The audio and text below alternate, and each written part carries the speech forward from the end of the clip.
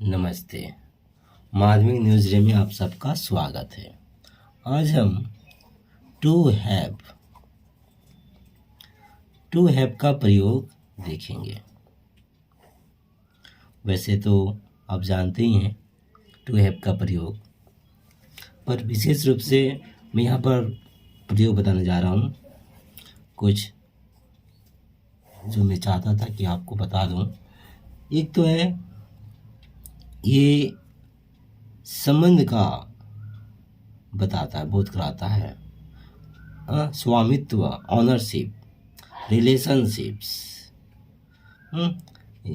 या आवश्यक गुण। जैसे मैं आपको बताऊं, इस शब्द को याद रखें। देखिए, ऑनरशिप आपका है। आई हैव कार, मेरी कार है। ये ऑनरशिप का स्वामित्व, आप उसके मालिक हैं। और एक रिलेशनशिप में भी इसका हम प्रयोग करते हैं। जैसे कि I am mom, I am mother, तो मेरी माँ है। रिलेटिव या रिलेशन शिप भी अच्छा रहेगा। रिलेशनशिप ये क्या है, हमारे अंदर क्वालिटी हम बताते हैं ना, आवश्यक गुण। जैसे कि मेरे पास है 2 आँखें हैं। जन्मजात गुण हम इसको बोल सकते हैं, जन्मजात गुण। मैं अच्छा हूँ, आई एम गुड बोलते हैं, आई हैव गुड नहीं बोलते हैं। पर जन्मजात, जैसे मेरी आँख मिला मुझे ब्रेन मिला है, तो बोला I have brain, I have eyes. तो इनहेरेंट क्वालिटी, आवश्यक गुण जो है जन्मजात गुण, इनके लिए बाबत हम हैव का प्रयोग करते हैं। हैव का ये तो हैव का रूप हुआ, जो भी has, had, will have, shall have, इसका प्रयोग हो गया। दूसरा जो है, अब हम इसको थोड़ा इससे कर दें, नीचे बताऊंगा आपको, ताकि एक लाइन में हो जाए, आप सब देख सको एक साथ। तो वो भी 3 मैं आपको बताऊँ ऑनरशिप का। जैसे कि आई हैव कार, मेरे पास गाड़ी है, या आई हैव नो कार, मेरे पास गाड़ी नहीं है। देखिए, नो कार जो है ना, क्रिया नहीं है, इसलिए नो लगा। अगर यहाँ क्रिया रहता तो नो की जगह नॉट लगता, मेन वर्ब, याद रखें। जैसे कि आई हैव नॉट गॉन, मैं नहीं जा चुका हूँ। हैव नॉट गॉन था इसलिए नॉट लगा। पर आई हैव नो कार है इसलिए नो लग रहा है। नो और नॉट का प्रयोग याद रखें। तो ऑनरशिप हमने बताया। जैसे कि रिलेशनशिप में आएंगे तो मेरे 2 बेटे हैं, आई हैव 2 सन्स। मेरे 12 बेटे हैं, आई हैव 10 बेटे हैं, आई हैव 10 सन्स। या उसके 10 बेटे नहीं हैं, ही हैज़ नो 10 सन्स। ठीक है, इस तरह से। इनहेरेंट क्वालिटी, जैसे कि आप ऐसे बोल सकते हैं, सी हैड 2 ईयर्स, या सी हैड 2 आइज, उसकी 2 आंखें थी। She had 2 eyes. और सी हैज़ नो 2 आइज, उसके 2 आंखें नहीं हैं, है ना। ये तरह से आप प्रयोग में बताया। Ownership, relationship, inherent quality. ठीक है, ये टू हैव से हम लोग बताते हैं। और एक बात बताऊं, आप जो टेंस जानते ही हैं, परफेक्ट टेंस, इसलिए परफेक्ट कंटिन्यूअस टेंस में ही प्रयोग होता है। कुछ मॉडल भी है जिसमें होता है प्रयोग, तो मैं दिखा रहा हूँ जो मुझे याद आ रहा है। परफेक्ट टेंस जैसे कि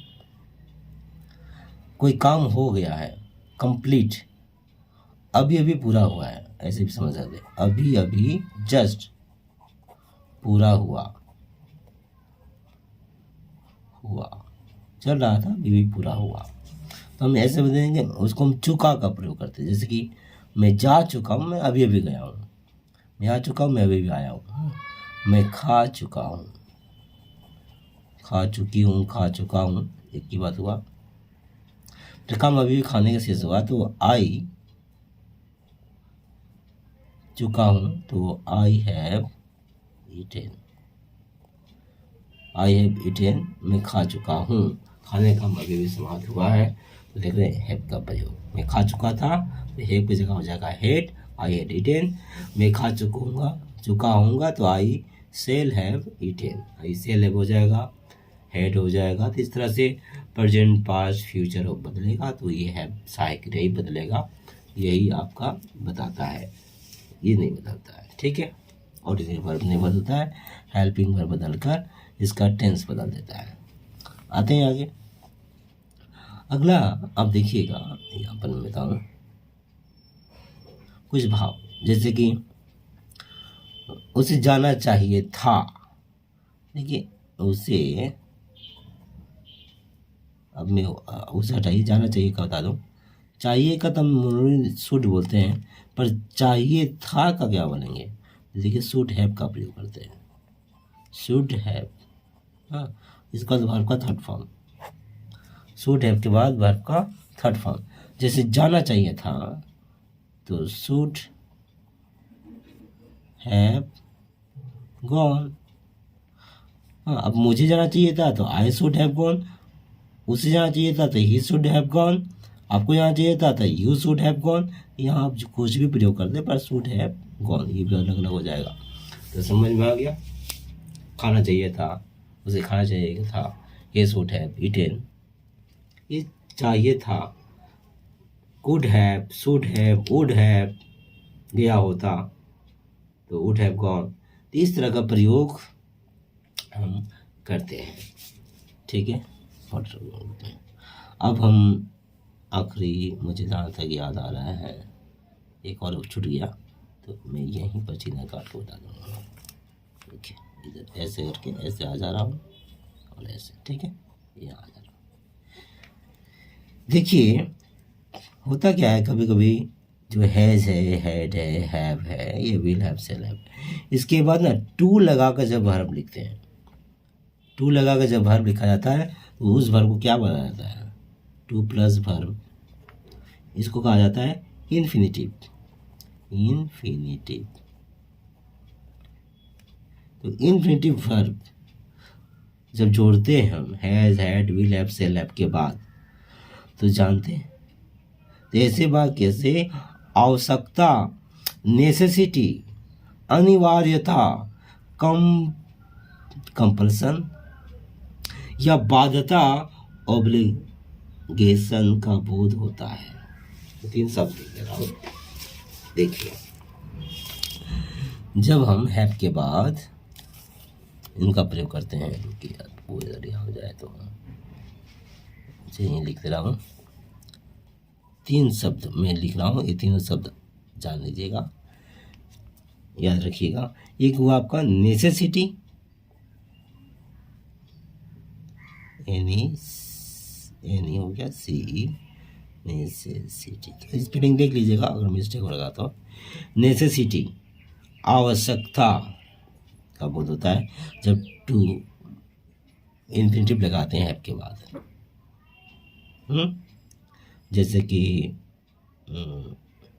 उसे आना है, उसे जाना है, या उसे, मैं अब देखिए उसे आना का दो तरह से बोलते हैं, उसे आना है, उसे आना पड़ता है।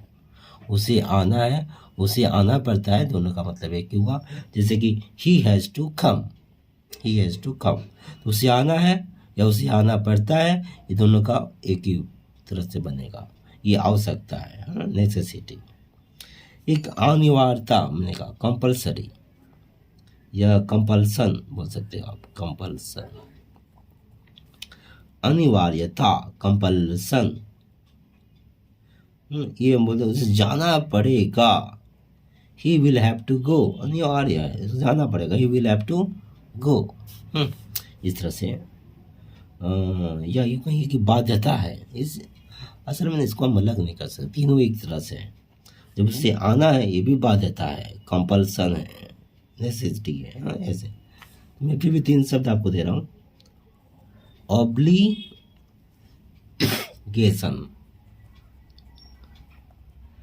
ऑब्लिगेशन, बाध्यता, तो ये तीनों झलक जब मिले, आवश्यकता, अनिवार्यता, बाध्यता, तो हम इस तरह से प्रयोग करते हैं। उसे खाना पड़ता था, उसे खाना था, ही हैड टू ईट। तो उम्मीद है मैं समझा सका। ये टू हैव का प्रयोग ऑनरशिप, रिलेशनशिप, इनहेरेंट क्वालिटी बताने के लिए, चाहे मोड बताने के लिए शुड, या परफेक्ट टेंस काम अभी पूरा हो गया, या अनिवार्य, नेसेसिटी, कंपल्सन्स, ऑब्लिगेशन बताने के लिए हम टू हैव का प्रयोग करते हैं। धन्यवाद। और कैसा लगा कमेंट करके आप बता सकते हैं। कुछ छूट गया होगा तो भी आप बता सकते हैं। धन्यवाद।